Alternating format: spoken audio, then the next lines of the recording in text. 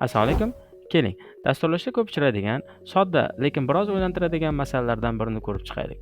Ixtiyoriy A va B sonlari berilgan, sizdan A ning qiymatini B ga, B nikini esa A ga almashtiradigan dastur tuzish talab qilinmoqda. Misol uchun, A soni 25 ga, B soni 17 ga teng bo'lsa, siz yozgan dastur natijasida A 17 ga, B esa 25 ga teng bo'lib qolishi kerak. Bir qarashda masala juda oddiy va kodni quyidagicha yozishingiz mumkin. Ammo adashasiz. Mustaqil kod yozib, buni amalda ko'rib olishingiz mumkin. Keling endi soddaroq tilda masalani tushuntirishga harakat qilaman. Sizda ikkita qop bor deylik. Bittasi pulga to'la, ikkinchisi esa kitoblarga. Masala shartiga ko'ra, birinchi qopdagi pullarni ikkinchisiga, ikkinchisidagi kitoblarni birinchisiga solish kerak. Birinchi xayolingizga kelgan yechim bo'yicha siz pul to'la qopga to'g'ridan-to'g'ri kitoblarni solmoqchisiz. Amalda unday qilmaysiz-ku. Xo'sh, nima qilasiz? Bitta bo'sh qop topasiz va unga birinchi qopni bo'shatib turasiz. Bo'shagan birinchi qopga ikkinchi qopdagi kitoblarni solasiz. Natijada ikkinchi qop bo'shaydi va unga yordamchi qopdagi pullarni solasiz. Masala hal. E'tibor bergan bo'lsangiz, bizga yordamchi bitta qop kerak bo'ldi.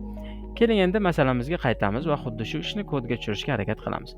Bitta yordamchi S nomli o'zgaruvchiga A ning qiymatini, A ga B ning qiymatini tenglashtiramiz. B ga esa o'sha yordamchi S ning qiymatini olib kelamiz. S o'zida A ning eski qiymatini ushlab turganligi uchun biz xohlayotgan natijaga erishamiz. Shu bilan masalamiz sodda va tushunarli usulda yechiladi. Siz bilan 100 soniya ichida ixtiyoriy ikkita sonni almashtirish masalasini yechishga harakat qildik. Salomat bo'lasiz.